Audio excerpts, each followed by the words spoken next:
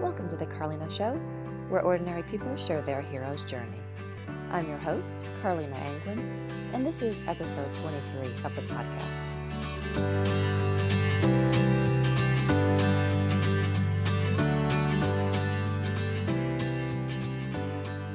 Today on the show, we have Andrea Layne. Andrea is a battalion chief with Ada County Paramedics in Idaho. You can visit the Carleena Show website at carleena.net to learn more about Andrea and link to the show notes. From there, you can find past episodes, connect on Instagram and Facebook, and sign up for the mailing list. Thank you, Stephen Lorca, for video editing and production, so we can post our episodes on the Carleena Show YouTube channel as well as the podcast. Now I bring you Andrea Layne. When did you decide to become an EMT? One of my kids was sick and I had taken him to the doctor. And I should back up a little bit and tell you that my dad was a cop for about 10 years too, Okay. before he went to doing heavy equipment stuff. He was a city of Miami cop. And so I kind of grew up with that whole genre and mentality. And from the time I was little, I had this huge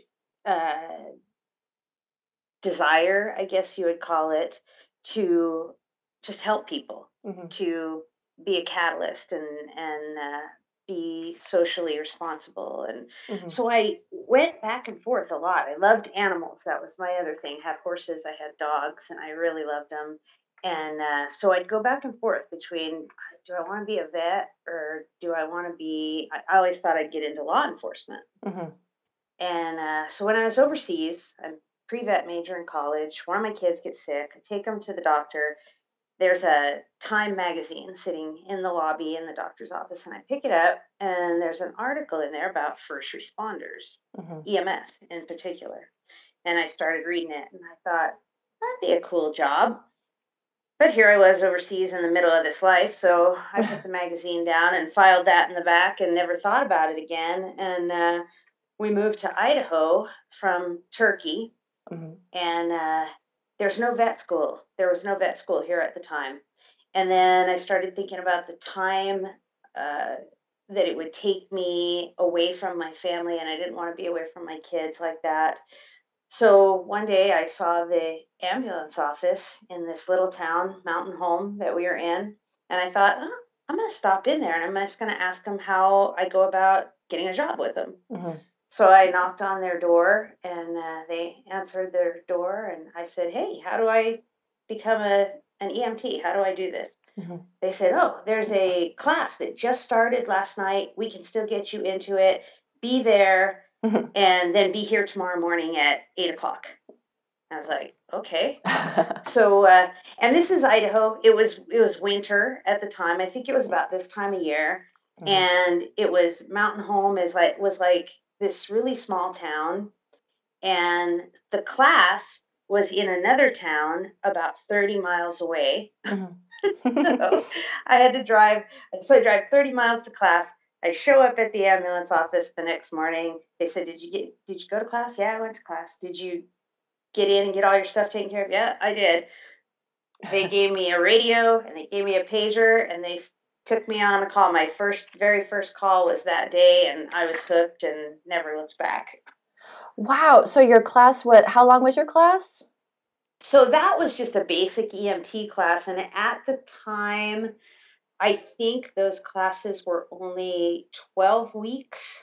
And they were in the evenings, a couple nights a week. And, basic EMT is pretty much basic first aid is what you get. So that was my first step. And how old were you when you did this? I was 22. 22. Okay. And you had how many children at that? I had point? two at the time. Okay. I got married young. I got married a month before I graduated high school. And yeah. So. Okay. So what was it like in the first year or so being an EMT?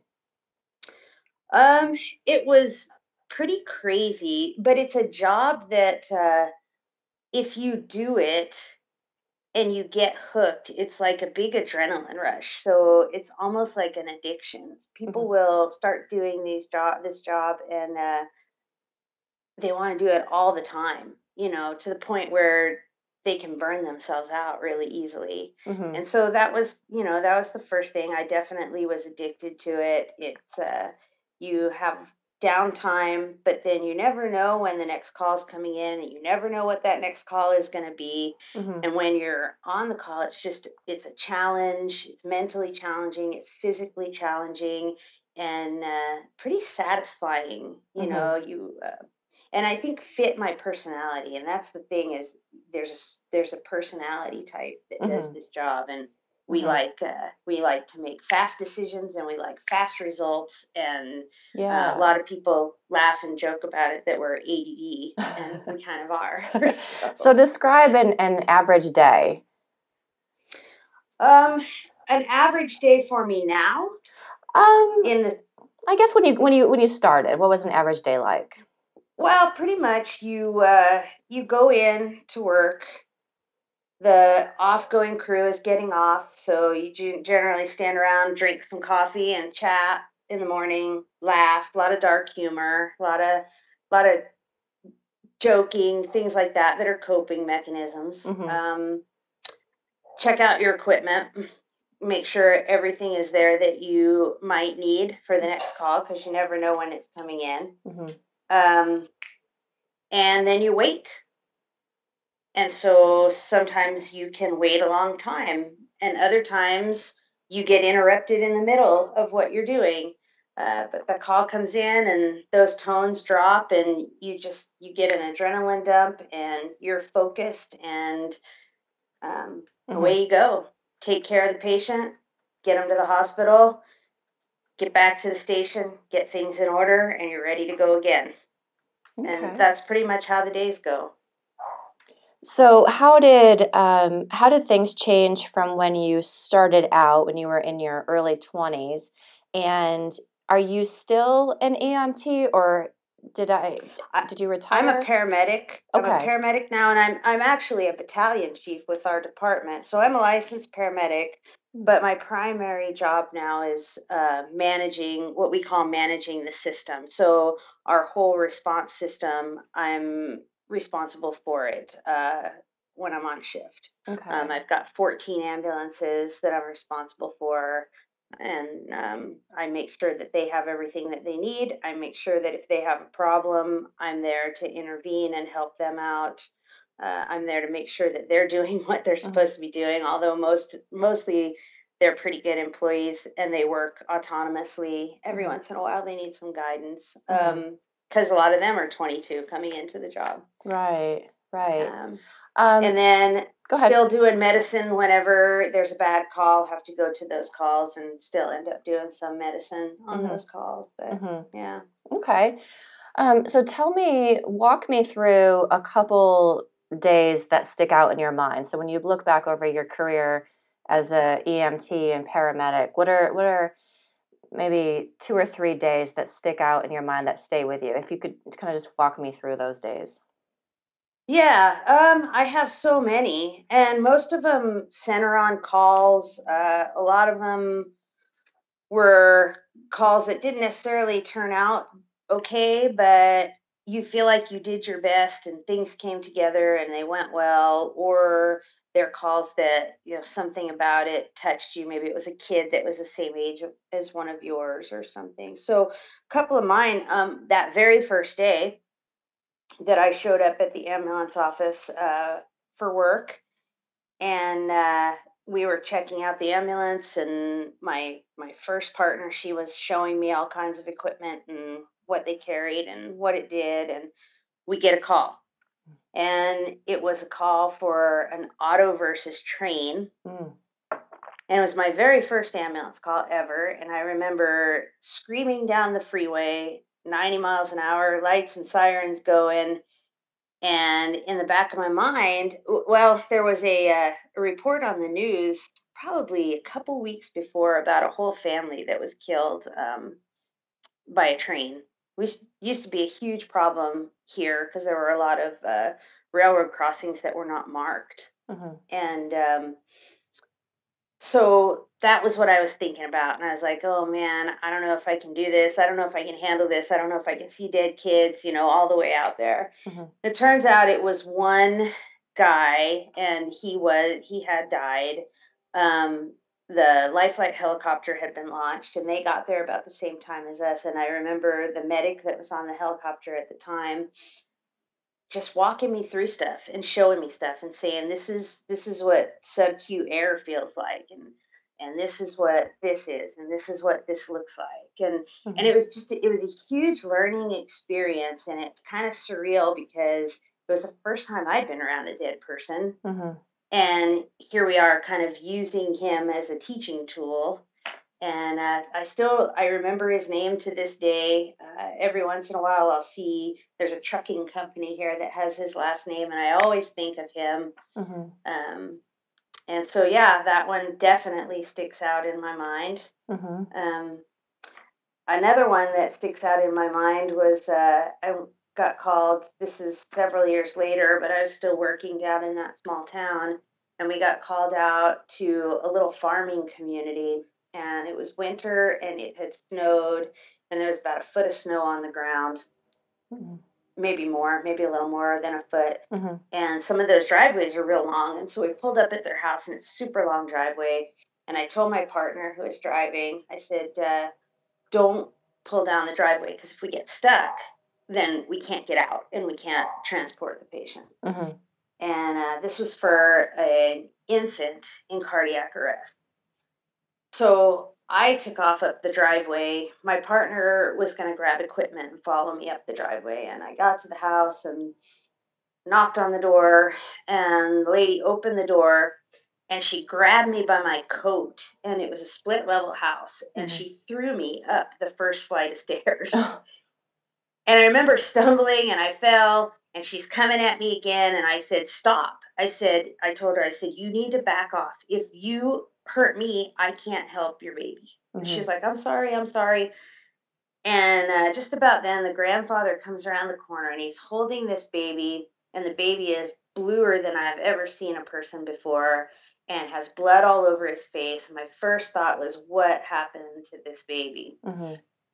Grandfather told me he had done chest compressions on him. He was giving him mouth to mouth. He didn't feel like the air was going in. He said, I stuck my finger in there to open his mouth, and that's when blood started coming out. And he's like, I don't know if I nicked him with my fingernail or what. And I felt a little bit easier at that point, like it wasn't a child abuse situation, which is what I was concerned about at first. I took the baby and felt for a pulse, and he had a pulse of 60, which for an infant, that's right on the verge of starting chest compressions. But I thought, with a baby, most of the time with kids, they go into cardiac arrest because of an airway problem. And if you can reverse the airway problem, then you can generally turn them around. Well, I still didn't have any equipment. I'm there. I didn't know what was wrong with the kid. First thing I thought of after the child abuse was meningitis or something like that. And my partner was still down at the ambulance, and I thought, I got to give this kid some breaths. I have to do mouth to mouth. And so I gave him a couple breaths, started down the driveway. His heart rate came up. We transported him to the hospital, just breathing with a bag valve for him. And the kid did really well. And still to this day is the only person I've ever actually done mouth to mouth on. Wow. And about 4 years later, we were traveling through and stopped at this little gas station in this town. And this lady came up to me, and she was like, oh, hey, how are you? I haven't seen you in forever. And in the back of my mind, I was like, who is this? I couldn't figure out who she was. And she kept talking to me. She says, Cody's out in the car if you want to go see him. And I was like, okay. And I went out, and I saw the grandmother, and she had ridden in with us in the back of the ambulance. And so that's when I realized who it was. And here's this little kid, and he's 4 years old now, and he's fat and happy, and he's got a jelly donut, and his face is covered in jelly. And I was just like, wow. That is the coolest thing I've ever seen. And that call right there, and I tell everybody, I tell all my new EMTs and paramedics, I'm like, if I never save another person again in my career, I was where I was supposed to be on that day. Wow. And yeah, so that call, I actually got to find out that that kid is now like 26 years old, still lives in that little town, farming with his family. So, That's you incredible. can't beat that. Yeah. Great. Just a great, great, great call. That is. Do you have, tell me a couple more stories. I told you it's addicting. It is. Yeah. So, gosh, some other ones that I've done. I remember when I got to deliver my first baby. It was right after I started with Ada County Paramedics, which is up here in Boise. And it was me and my preceptor, and we went out. We got called out to a delivery at home, and we delivered this baby and just walking on air. And later on that evening, we had a cardiac arrest, and we couldn't save the guy, and he died. And I'll never forget my we call him an FTO, a field training officer. He was an older guy, and I respect him and I love him, and we're still friends to this day and keep in contact. And I'll never forget him saying, one is born and another one dies.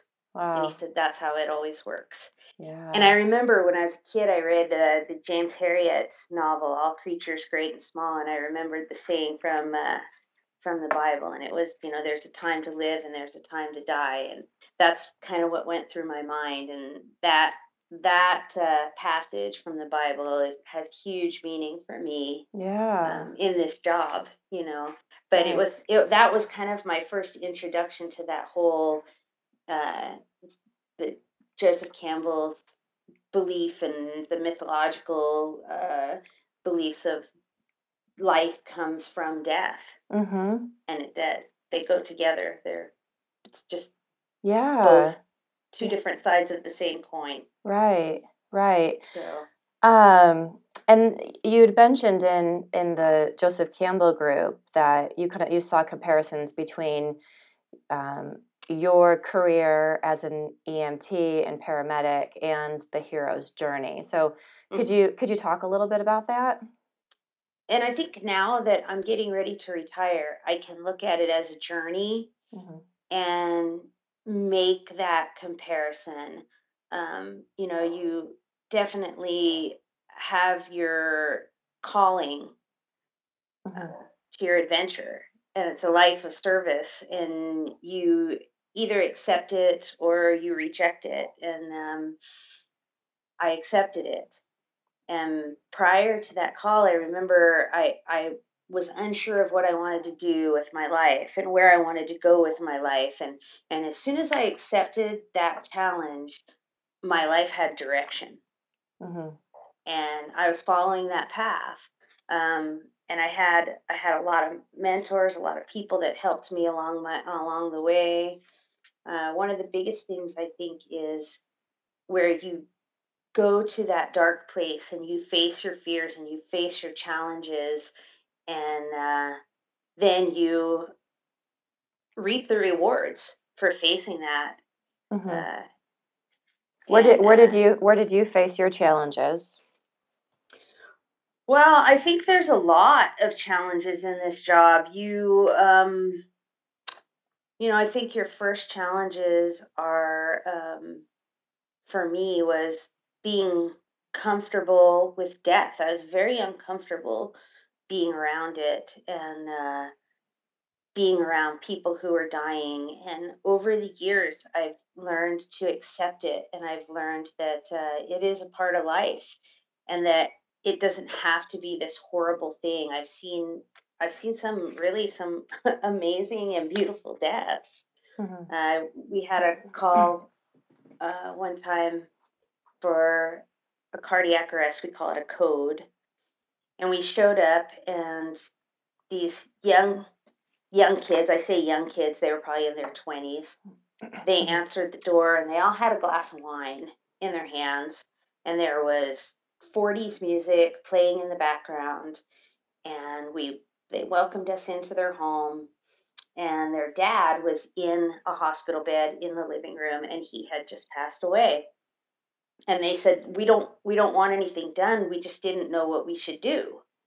I Mhm. said, all right, well, we have to call the police and we have to call the coroner because it's outside of the hospital and we have to stay here until they show up. They're like, oh, okay. And they said, would you like a glass of wine? And we're like, well, no, we can't have wine. And so they went on to tell us the story about how their dad had been sick. They thought he was going to go first, but their mom went first.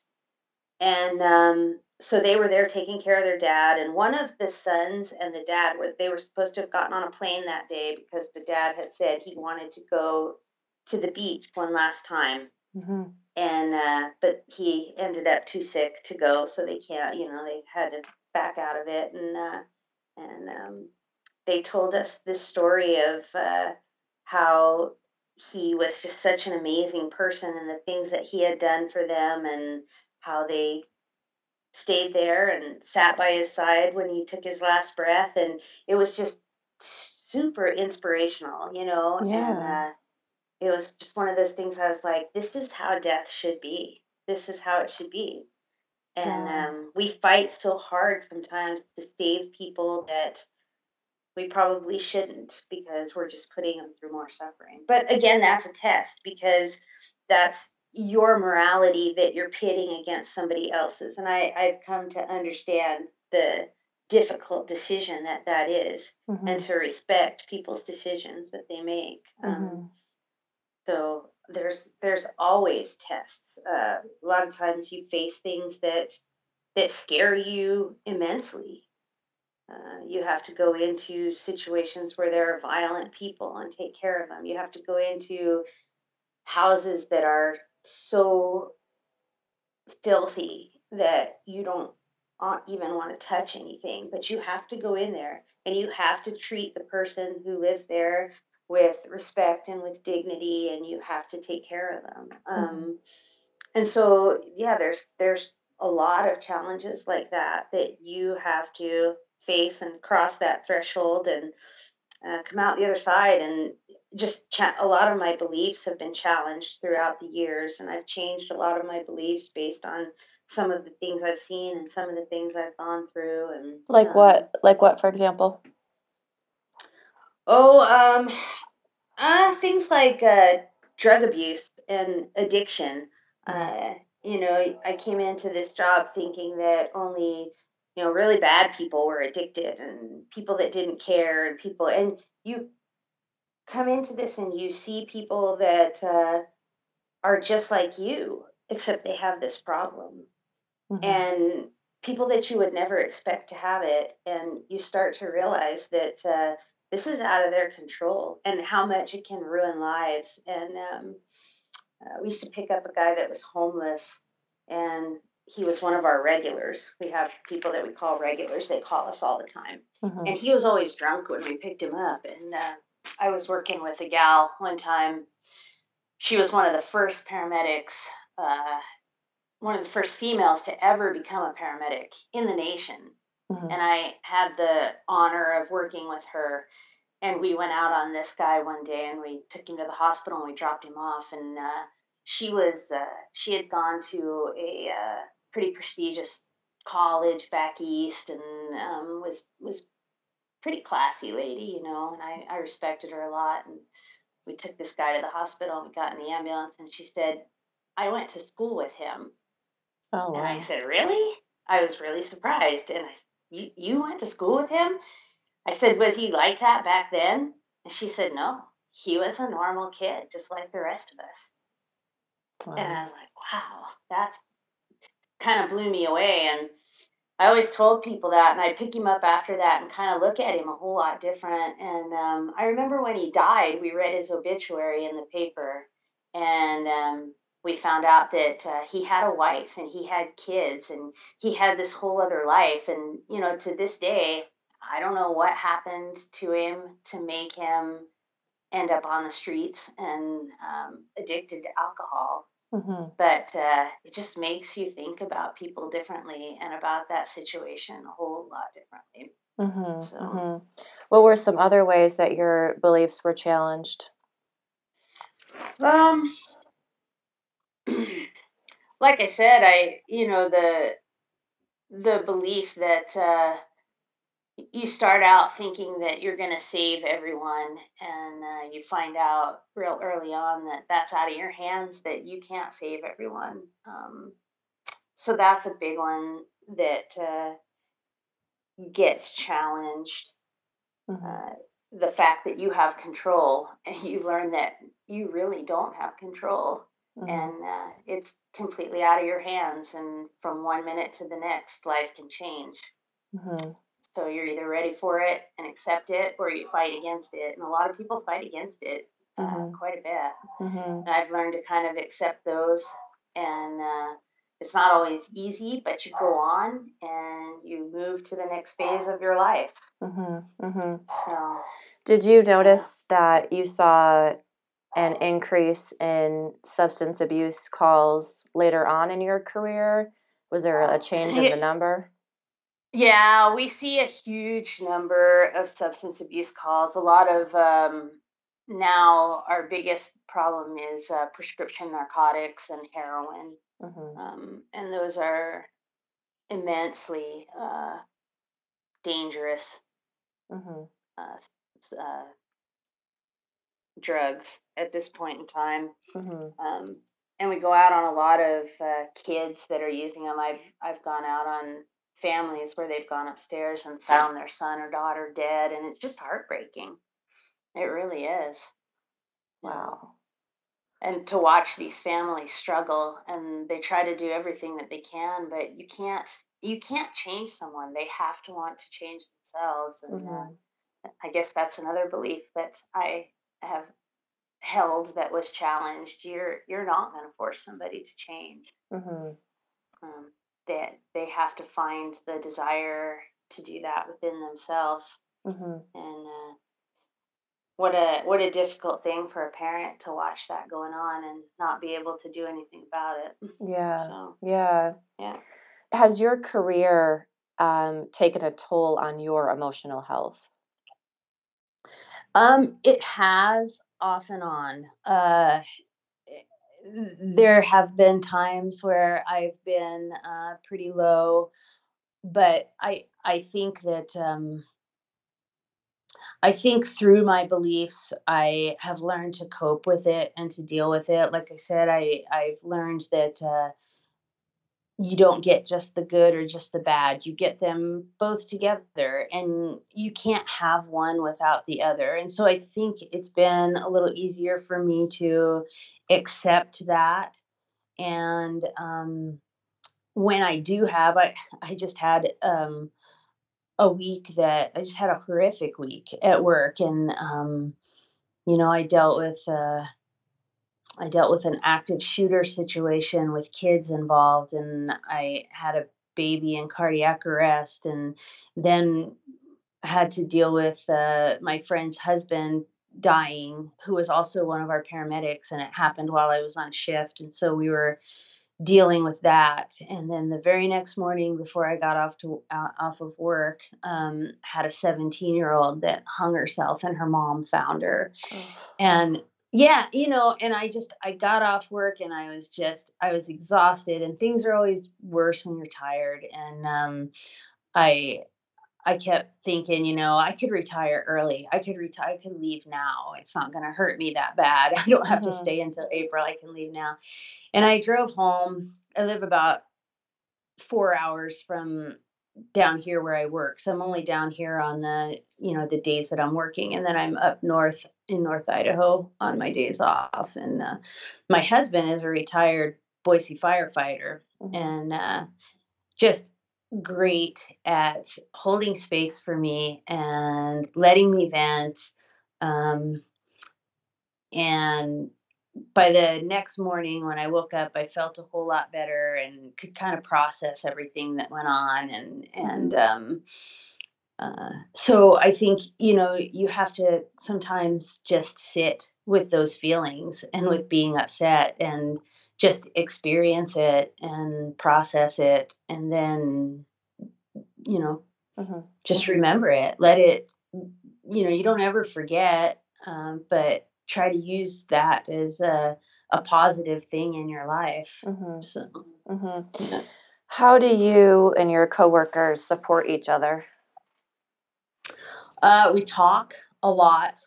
We harass each other a whole lot, like a bunch of school kids. It's terrible. What do you mean by harass each other? Oh, practical jokes. Everybody, we have a saying: "Show us your weakness, and we'll exploit it."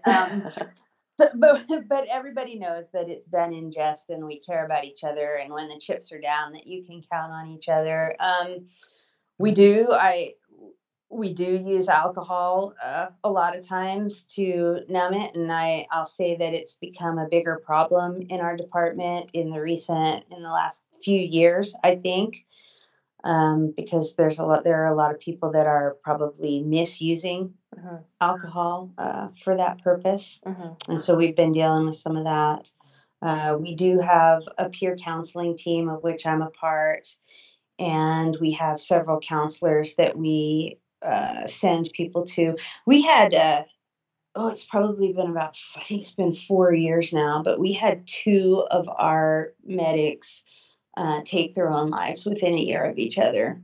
Oh, wow. And it really opened our eyes to the fact that this job does take a toll, and we have to be there for people. And it's become a big thing now in responder circles.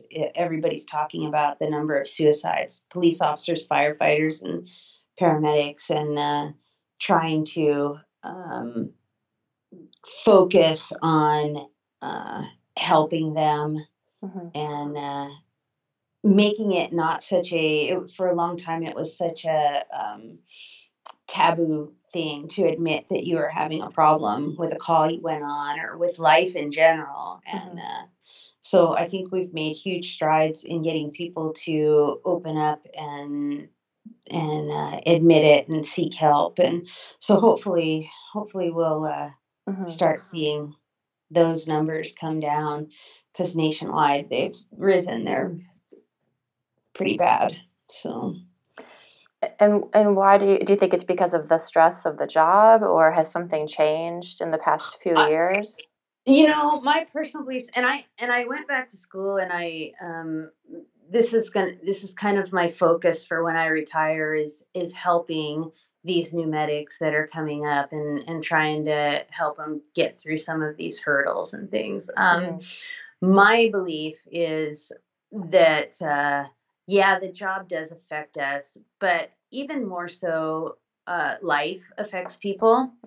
And so while they're dealing with these bad calls and this stuff going on at work, they're also dealing with financial issues at home, relationship issues at home, problems with children at home, past childhood traumas coming back to haunt people. I mean, we all have these things going on in our lives. My own personal belief is that we get very comfortable with death.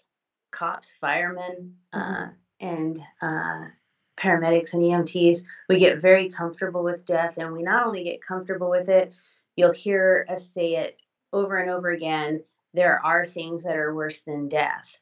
And so we kind of learn that it's not the worst thing in the world. And so I think that we go to that place a lot quicker when things get really bad. And so that's kind of my focus with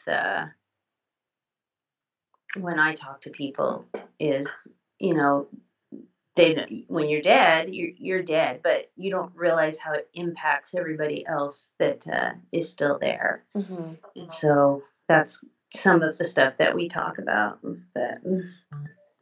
So what would you say to a new paramedic or a new first responder just starting out? Like, give me an example of something that you would say to them to just go ahead. the new people that start under me, and also I have a son. He's my youngest. I have 4 kids now, and my son is my youngest, and he's a police officer. He's been on the job now for 2 years, and so I've said these same things to him. First thing is, this job will change you. You won't look at life the same. But then I always point out that we have the saying for years and years and years. People used to say, we see people at their worst. And we do see people at their worst. But we also see people at their best. And that's the thing that you have to focus on.